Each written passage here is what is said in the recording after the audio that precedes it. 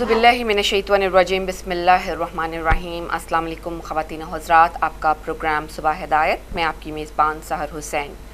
उम्मीद करती हूँ कि आप जहाँ होंगे, जिस जगह होंगे, बफ़ज़्ल ताला बसदक़ाए मोहम्मद वाले मोहम्मद खैर व आफ़ियत से होंगे। अल्लाह ताला आपकी ज़िंदगी में बेशुमार आसानियाँ, खुशियाँ, रहमतें और बरकतें निछावर फरमाए और हम सब को तौफ़ीक़ अता फरमाए कि हम दूसरों की ज़िंदगियों में भी आसानियों का बाइस बन सकें, रहमतों का बाइस बन सकें और बरकतों का बाइस बन सकें।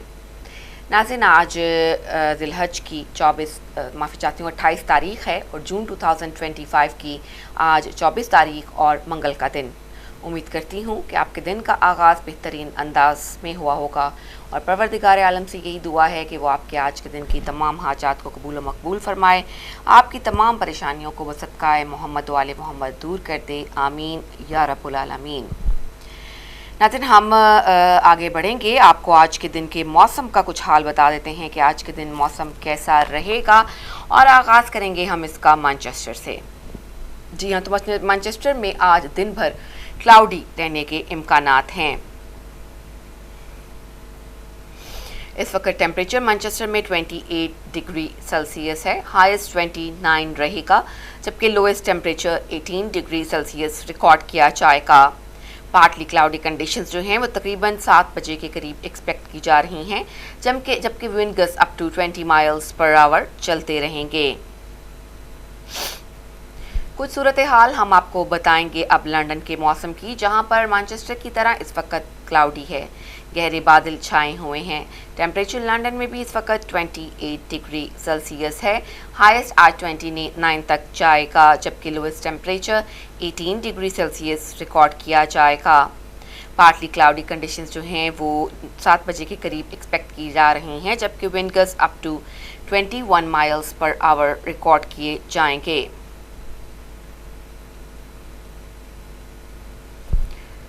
स्कॉटलैंड के शहर एडिनबरा के मौसम के बारे में आपको बताएं तो वहां पर मोस्टली क्लाउडी है, गहरे बादल छाए हुए हैं, लेकिन कभी कभार बादलों की ओर से सूरज भी दिखाई देता है। इस वक्त टेम्परेचर एडिनबरा में 26 डिग्री सेल्सियस है, हाईएस्ट भी आज 26 रहेगा, जबकि lowest temperature 13 degree Celsius record किया जाएगा। पार्टली क्लाउडी कंडीशंस जो हैं वो तकरीबन 3 बजे के करीब एक्सपेक्ट की जा रही हैं, जबकि wind gust up to 18 miles per hour चलते रहेंगे।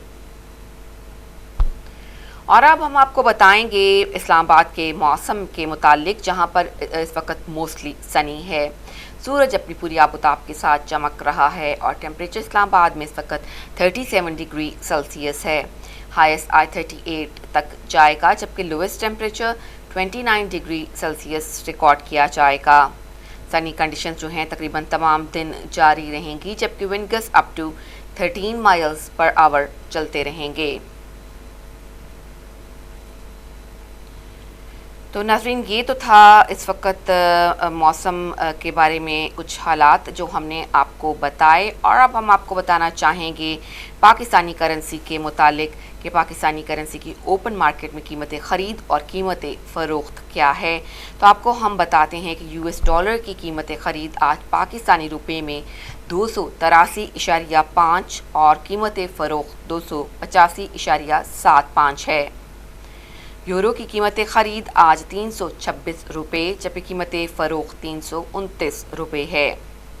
ब्रिटिश पाउंड की कीमतें ख़रीद आज 382 रुपये, जबकि कीमतें फ़रोख्त 386 रुपये रहेगी। यूएई दिरहम की कीमतें ख़रीद 77.15, जबकि कीमतें फ़रोख्त 78.05 रहेगी। सऊदी रियाल की कीमतें ख़रीद 75.5, जबकि कीमतें फ़रोख्त 76.3 रहेगी। कैनेडियन डॉलर की कीमतें ख़रीद 201.75, जबकि कीमतें फ़रोख्त 206.75 रहेगी। ऑस्ट्रेलियन डॉलर की कीमतें ख़रीद 180.75, जबकि कीमतें फ़रोख्त 184 रुपये रहेगी।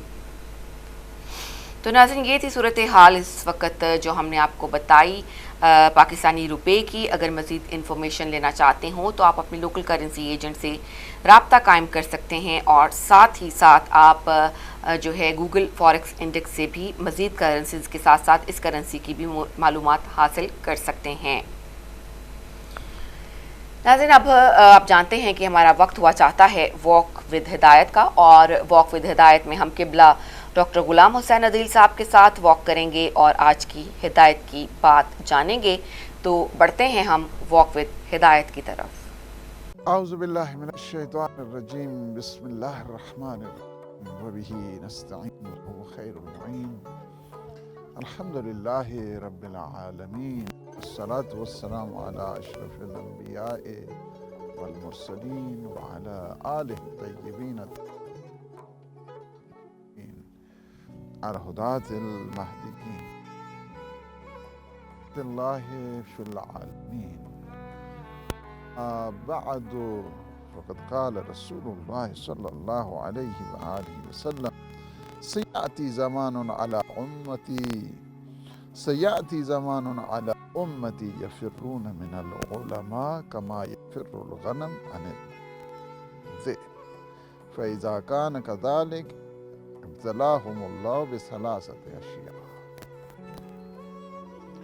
वॉक विद हिदायत के प्रोग्राम में अपने तमाम नाज़रीन और सामीन की खिदमत में हदिया सलाम पेश करता हूँ। अल्लाह सुब्हानहू व तआला की बारगाह में इल्तिजा है कि वह हमारे इन लम्हात को अपनी इबादत का हिस्सा बनाए।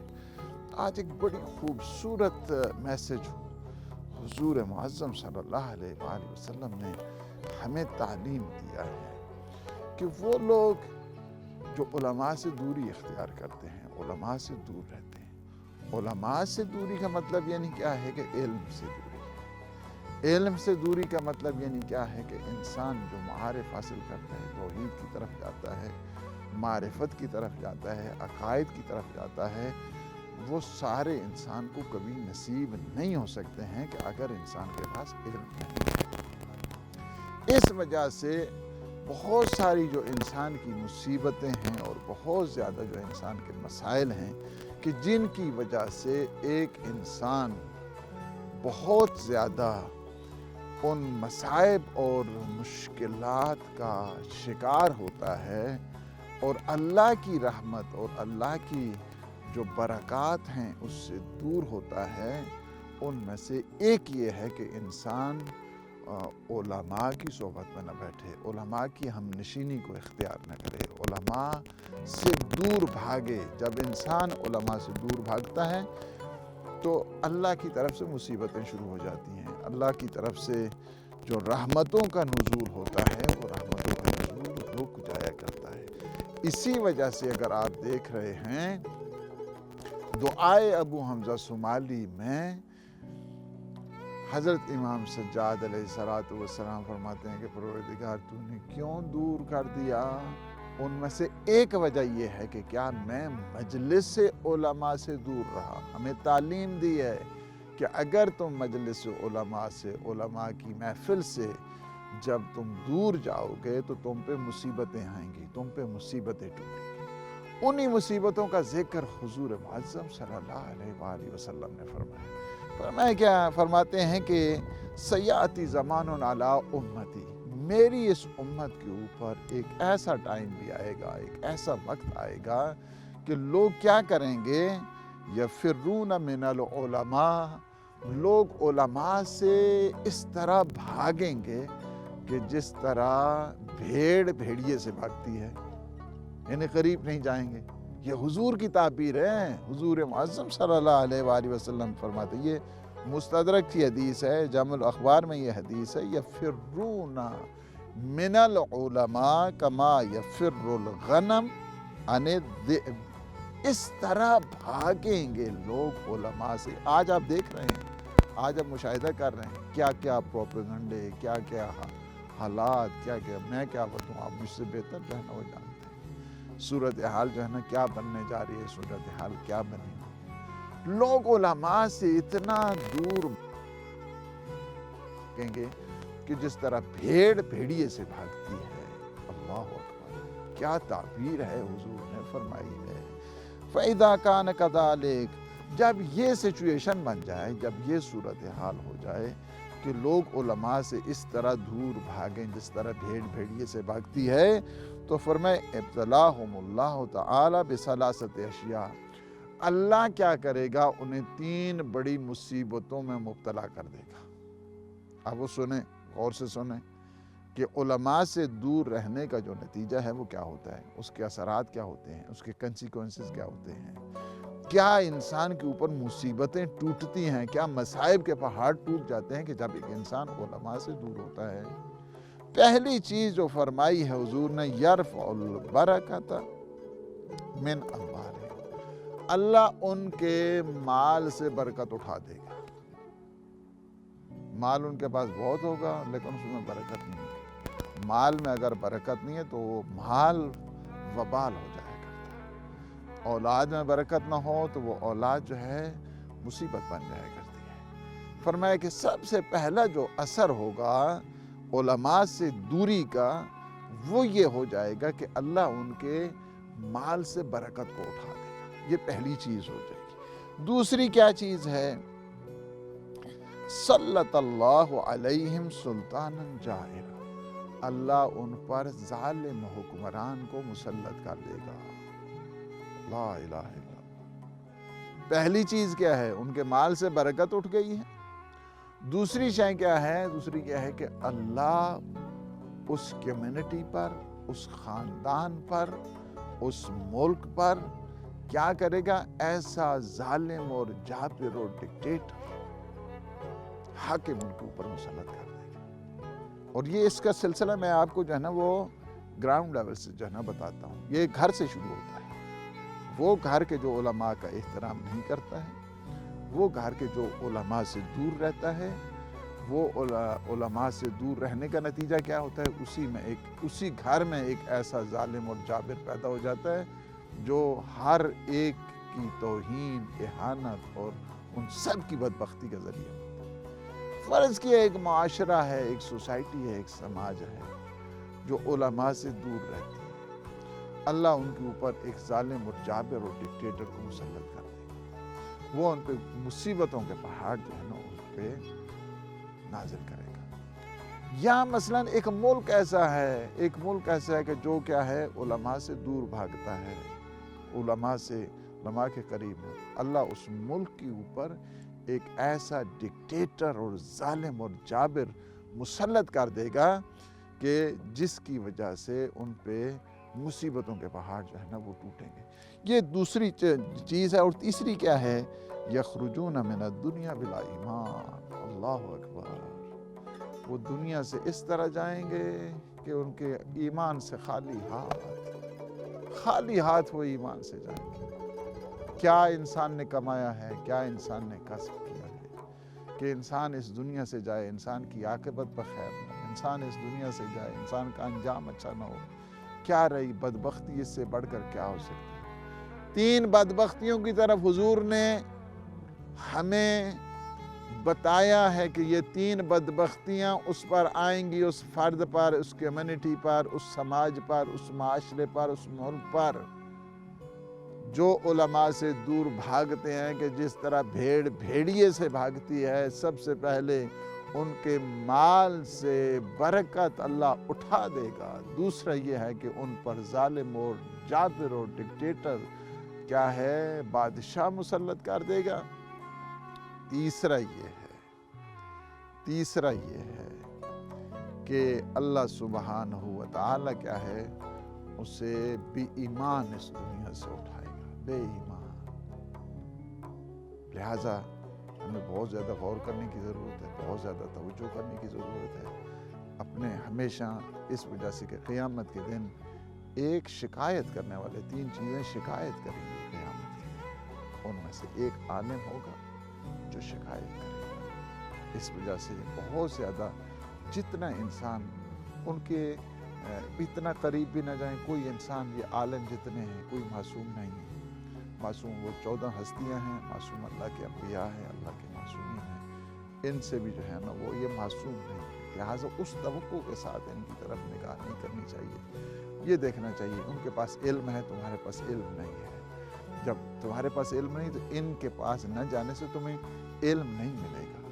فرض کیا ایک ڈاکٹر جو ہے نا وہ ایک بے دین قسم کا ڈاکٹر ہے، لیکن آپ کو صحت چاہیے، آپ کو اس ڈاکٹر کے بغیر صحت نہیں ملے گی۔ اس وجہ سے اگر کوئی شخص ڈاکٹر سے دور رہتا ہے تو بیمار رہتا ہے، اگر کوئی عالم سے دور رہتا ہے تو بے علم اور جاہل رہتا ہے۔ اس وجہ سے حضور نے بڑی سختی کے ساتھ یہ تاکید فرمائی ہے کہ اگر تم علماء سے دور رہو گے تو تمہارے بال سے برکت اٹھ جائے گی، تم پہ ظالم جابر جہنم مسلط ہو جائے گا، اور تمہیں دنیا میں ایمان نصیب نہیں ہوگا، بغیر ایمان کے تم اس دنیا سے جاؤ گے۔ اللہ سبحانہ و تعالی ہمیں توفیق عنایت فرمائے کہ ہم علماء کے قریب جائیں، ان کا احترام کریں، ان کی صحبت میں بیٹھیں، ان سے علم حاصل کریں۔ اللہ سبحانہ و تعالی آپ سب کو اجر دے اور صحت و سلامتی دے۔ السلام علیکم ورحمۃ اللہ وبرکاتہ۔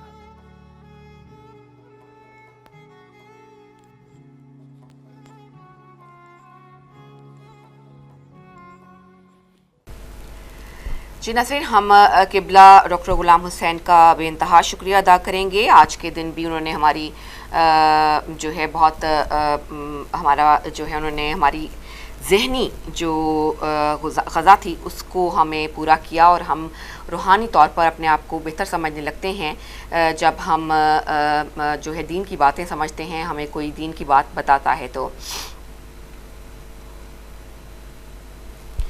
ناظرین، ایک رپورٹ ہے، ایک آرٹیکل ہے جو آپ کی خدمت میں وقار مصطفیٰ جو کہ صحافی بھی ہیں اور محقق بھی ہیں، ان کا ایک آرٹیکل ہے جس کا نام ہے سیف العظم پاکستانی فضائیہ کے وہ پائلٹ جنہوں نے 6 روزہ جنگ میں اسرائیلی طیاروں کو مار گرایا۔ مصر کی فضائیہ کو تباہ کرنے کے بعد 5 جون 1967 کی گرم اور گرد آلود دوپہر 4 اسرائیلی طیارے یہ ہدف لیے اردن کے مغربی فضلہ ہاور ہو رہے تھے اس ملک کی چھوٹی سی ایئر فورس کو بھی ختم کر دیں۔ اس دن صرف آدھے گھنٹے میں اسرائیلی فضائیہ نے مصر کے 200 سے زیادہ لڑاکا طیارے زمین پر ہی تباہ کر دیے تھے، لیکن اردن کے مختلف فضائی اڈے کو تباہ کرنے کا منصوبہ مکمل ہونے تک اسرائیلی فضائیہ 2 طیارے کھو چکی تھی، جن میں سے ایک کو مار گرانے والے پائلٹ کا تعلق پاکستانی فضائیہ سے تھا۔ یہ پائلٹ تھے پاکستانی ایئر فورس کے فلائٹ لیفٹیننٹ سیف العظم، جنہوں نے 5 جون کو اردن کی فضائیہ کا طیارہ اڑاتے ہوئے ایک اسرائیلی لڑاکا طیارہ مار گرایا، اور پھر صرف 2 ہی دن بعد 7 جون کو عراقی فضائیہ کا لڑاکا طیارہ اڑاتے ہوئے 2 اور اسرائیلی طیارے مار گرائے۔ پاکستانی ایئر فورس میں 1960 میں کمیشن حاصل کرنے والے سیف العظم، جو 2 سال پہلے 1965 کی پاکستان انڈیا جنگ کے دوران انڈین فضائیہ کا بھی ایک طیارہ گرا چکے تھے، بعد میں بنگلہ دیش کی فضائیہ کا حصہ بنے۔ لیکن سیف العظم اسرائیل کے خلاف اردن اور پھر عراق کی فضائیہ کی جانب سے کیسے لڑے؟ The gold bird Pakistan and its air force observations of a pilot میں منصور شاہ لکھتے ہیں کہ ہماری یعنی کہ پاکستان فضائیہ کے 35% ٹیکنیشینز اور سیف العظم جیسے بہترین پائلٹ سمیت 1/4 پائلٹس مشرقی پاکستان سے تھے۔ 1965 کی جنگ میں فلائٹ لیفٹیننٹ سیف العظم نے ایک انڈین طیارہ مار گرایا اور حکومت پاکستان سے ستارہ جرت پایا تھا۔ 1966 کے اواخر میں انہیں اردن کی فضائیہ میں مشیر تعینات کیا گیا، لیکن اس کے اگلے ہی سال جون میں انہیں ایک اور جنگ درپیش تھی، جس میں ایک جانب اسرائیل جبکہ دوسری جانب اردن، مصر، شام اور عراق سمیت عرب ریاستوں کے اتحاد تھا۔ اس جنگ کا آغاز 5 جون کو اسرائیلی حملے سے ہوا تھا، جب مصری فضائیہ کو اچانک ایک بڑا دھچکا ملنے کے بعد اردن کی فضائیہ کو خبردار کر دیا گیا تھا۔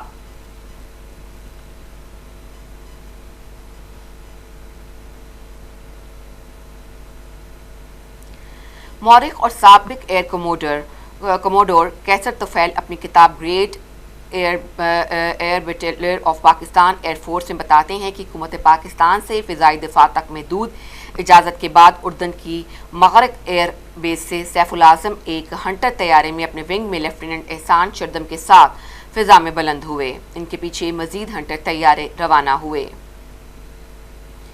کیسر طفیل لکھتے ہیں کہ صحرائی گرد و غبار اور گرمی کے باعث حد نظر 1 میل سے کم تھی اور دشمن کا کوئی نشان دکھائی نہ دے رہا تھا۔ سیف نے ریڈار سے مغرق بیس کی طرف کسی اسرائیلی طیارے کی آمد کے بارے میں پوچھا تو جواب ہاں میں ملا۔ سیف نے فوری طور پر مغرق کی طرف رخ کیا۔ اردن کو خدشہ تھا کہ اسرائیلی فضائیہ مصر کے بعد ان کی جانب رخ کرے گی۔ کیسر طفیل لکھتے ہیں مغرق ایئر بیس سے 4 میل کے فاصلے پر انہوں نے 4 तैयारों को कम बुलंदी पर जंगी फॉर्मेशन में उड़ते देखा। उन्हें एहसास हुआ कि इसराइली मिसाइल तैयारे हैं। सैफ ने फौरन एक तैयारे के पीछे पोजीशन ली जो हमले के लिए मुड़ रहा था। उन्होंने अपने हंटर की 4 ताकतवर 30 मिलीमीटर तोपों से निशाना लिया। मिस्टर आग पकड़ गया और इसके पुर्जे उड़ने लगे। सैफ को मलबे से बचने के लिए ऊपर उठना पड़ा। ये इसराइली तैयारा मगरब एयरबेस की हदूद के करीब गिरकर तबाह हो गया और इसराइली पायलट लेफ्टिनेंट हनानिया बोले जहाज से ना निकल सके। कैसर तुफैल लिखते हैं कि फ्लाइट लेफ्टिनेंट सैफुल आज़म ने देखा कि 2 मिस्टर मगरिब की तरफ पूरी रफ्तार से फरार हो रहे हैं। जैसे ही सैफ ने इनका पीछा शुरू किया, एहसान ने दाएं जानिब एक और दुश्मन तैयारे की निशानदही की। सैफ ने इंसान को हुक्म दिया कि वो अलग होकर उस वाहिद दुश्मन तैयारे का पीछा करें, जबकि 2 दुश्मन तैयारों के पीछे चले गए। सैफ पीछे वाले मिस्टर के पीछे आ गए जो तेजी से कलाबाजियां खाकर बचने की कोशिश कर रहा था। सैफ ने 4 बार गोलियां बरसाईं, लेकिन कोई निशाना ठीक ना बैठा। कैसर तुफैल लिखते हैं कि मायूसी के आलम में अचानक उन्होंने देखा कि दुश्मन तैयारा सीधा उड़ने लगा है। सैफ ने फासले को कम करके 5वीं बार फायर की। दाएं जानिब से धुआं गोलियां निशाने पर लग चुकी थीं। तैयारा नीचे झुका, लेकिन सैफ इसके मुकम्मल तबाह होने की तस्दीक न कर सके क्योंकि दूसरा इसराइली तैयारा इन पर हमला करने के लिए मुड़ रहा था। कैसर तुफैल मजीद लिखते हैं कि ईंधन और गोला बारूद की कमी के बायस सैफ ने पीछे हटने का फैसला किया और मगरिब की तरफ वापस हो गए। उन्हें अंदेशा था कि मगरब का रनवे नाकारा हो चुका है, चुनाचे उन्होंने तमाम तैयारों को एयरफील्ड के शमाल में इंतजार का हुक्म दिया। हैरत अंगेज तौर पर रनवे पर लैंडिंग की इजाज़त मिल गई। वो लिखते हैं, लेकिन एहसान ने फ़ौरन ख़तरा महसूस किया और अरबी में रेडियो पर कंट्रोलर से शनाख्त पूछी और अपने कुत्ते का नाम भी पूछा जो एक खुफिया शनाख्ती कोड था। इस वक्त अर्दनी कंट्रोलर ने असल में रेडियो पर आकर खबरदार किया कि मफरक पर हरगिज़ लैंड न करें। एहसान की हाजिर दिमागी ने दोनों को इसराइली फरेबकारी से बचा लिया जो उन्हें तबाह हाल रनवे पर उतारने के लिए जाली रेडियो पैगाम दे रहा था। तमाम तैयारे अमान के बैनुल-अक़वामी हवाई अड्डे की तरफ मोड़ दिए गए जहां अभी इसराइली हमला नहीं हुआ था। पायलट्स खुशकिस्मत थे कि वो हमले से चंद लम्हे कबल ही लैंड कर गए, ताहम इनके तैयारे महफूज न रह सके। कुछ ही देर बाद जदीद सुपर मिस्टीरियर तैयारों ने डिबर बम इस्तेमाल करते हुए हमला किया जो रनवे को गहराई तक नुकसान पहुंचा गया।